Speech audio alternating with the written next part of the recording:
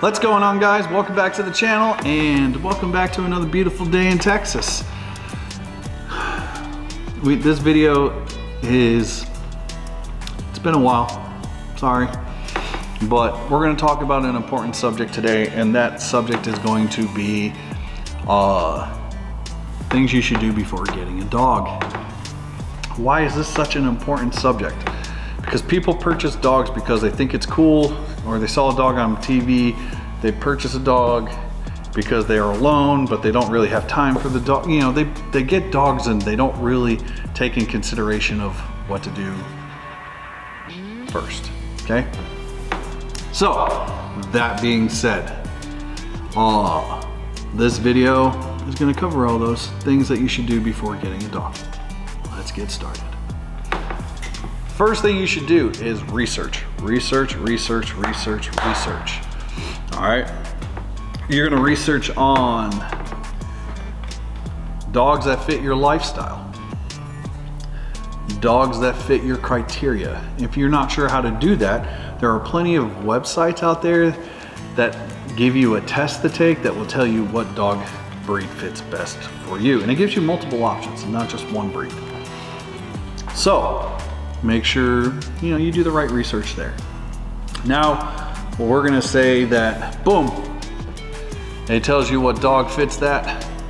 Now let's go research that breed. All right, make sure, this is the type of breed that I want, okay? Now that we have figured out the breed that we want, now we're gonna do research on where that dog is coming from. Breeder, shelter, whatever. All right, if it's a mixed breed, it's got more of one or whatever the case may be, it's gonna be a little harder to do research, but you're gonna try to do your best. If you're purchasing from a breeder, you wanna meet the parents, you wanna meet the people that own the dog, you wanna see the facility, there's things that you wanna do. You wanna know what type of imprint training they're doing, you wanna know what type of care that they're getting. Are these puppies with their mother still? Are they without? How old will I be getting the puppies? Are these puppies coming with a health certificate? Okay, what does the health contract look like? What does my puppy contract look like? All these things that you want to find out before getting a dog. A lot of people do not do this. A lot of people. I would say probably about 10% do. Just saying. So, we got everything figured out. We know where the dog is coming from. We know where the breeder we're gonna purchase from. They got our deposit. Now we wait. Okay, that being said, now we need to start buying supplies and things and getting things in line for when that puppy gets here.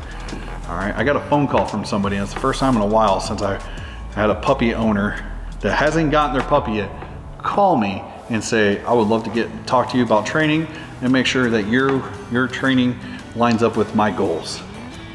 That's funny because that's how United Canine works. We take your goals and we take your dog's learning capability and we build a package off of that using training methods that work for your dog, and boom, we get to where we need to be. So,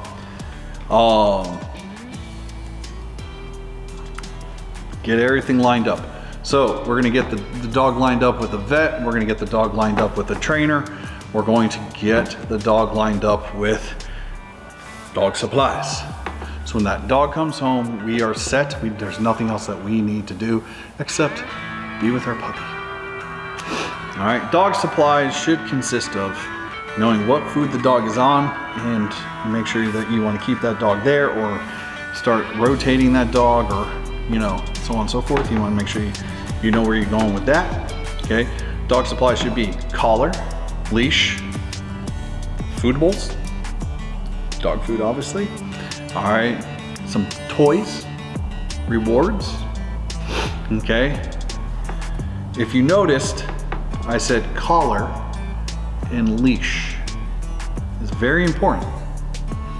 Okay, why is this important? Oh, and kennel. You need a kennel. Get a kennel for your dog. Go ahead, leave your negative comments down below. Same thing you're gonna do with this collar part. Oh, the dog's gonna hurt itself because you need to put it in a harness. Wrong. Okay, you're getting a flat collar for your dog, or a slip lead. Thick one, not small thin ones. None of that stuff you get at the vet, please, none of that. That being said, once that dog comes home, you need to establish that you are that pack leader for your household, okay? If you are the only person there. Now, if you're a family, you know, so on and so forth. Your family needs to show that there's a pack order.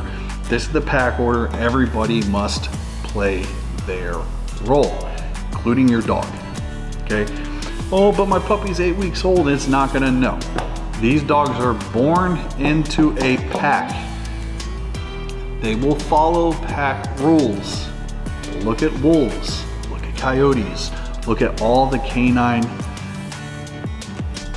animals out there. Same thing. They are born into a pack. Hell, cats do the same thing, but they call it a pride, I guess. I'm not a cat person.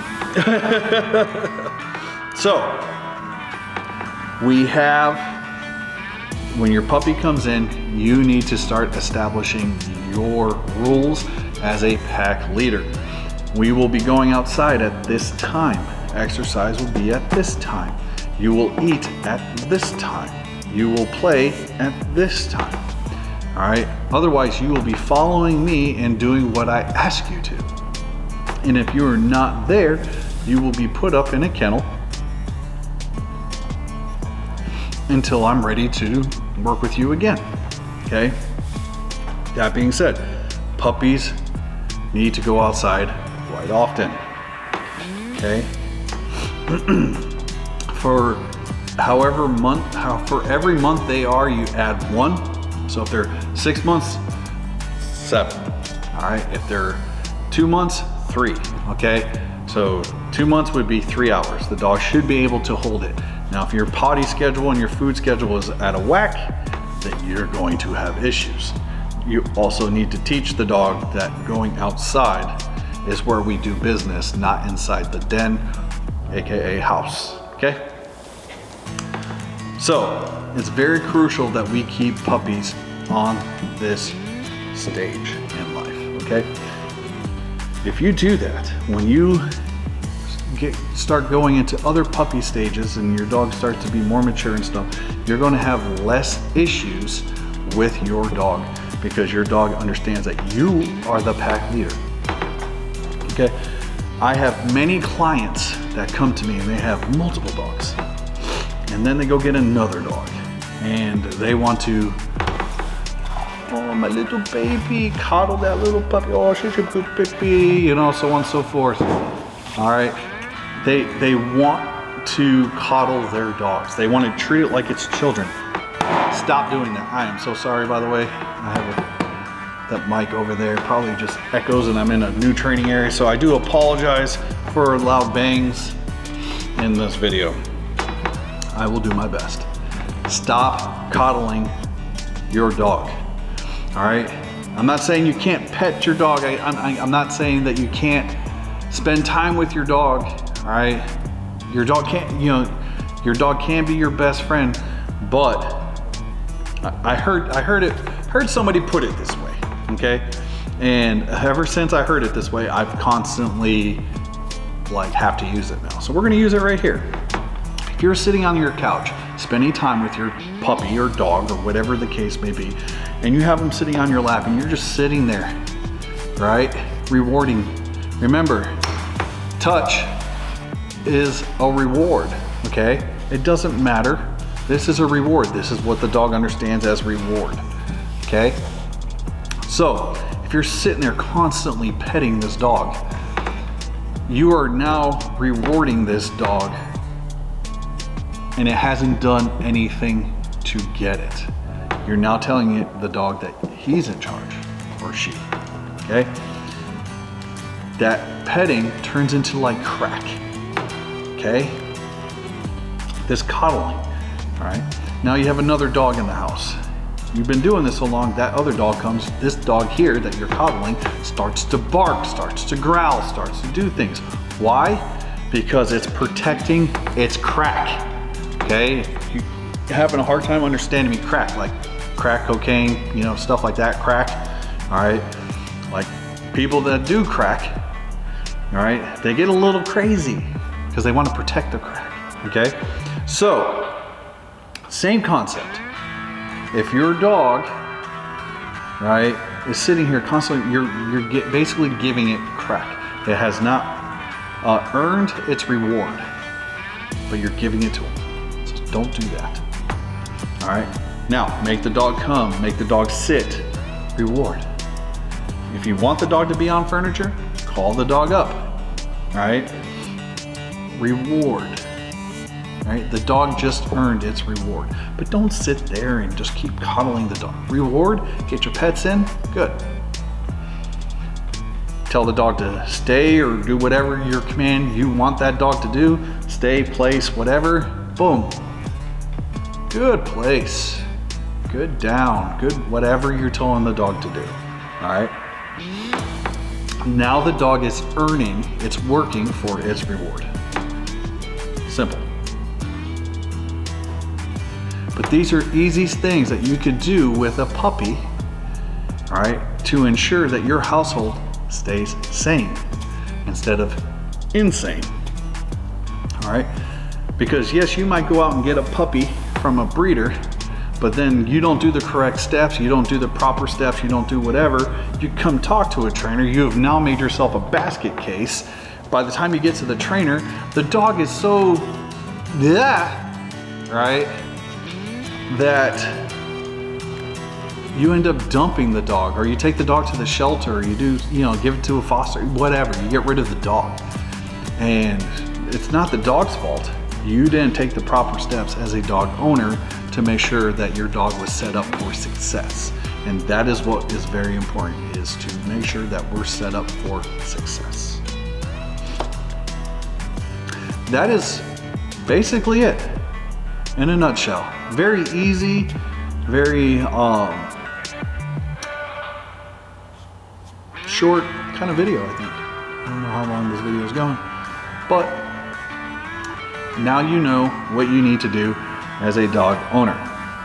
Now, when we get into supplies and stuff like that, dog food, we are gonna do a video on dog diet. We're gonna do a video on the proper trainer, all right? I'm not gonna sit here and just promote us, all right? Obviously, people are gonna watch this from all over the US, all right? So we're gonna make sure that you make the proper decision for the correct trainer for you, all right? I know people are gonna jump in there and say it, ooh, positive only. Not every dog works for positive only, all right?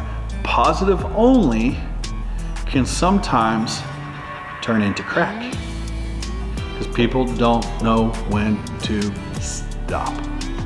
So make sure you understand,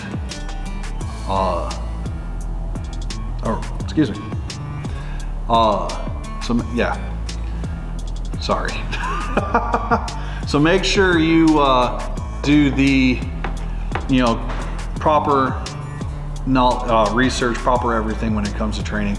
We will be doing a video to help you understand training a little more.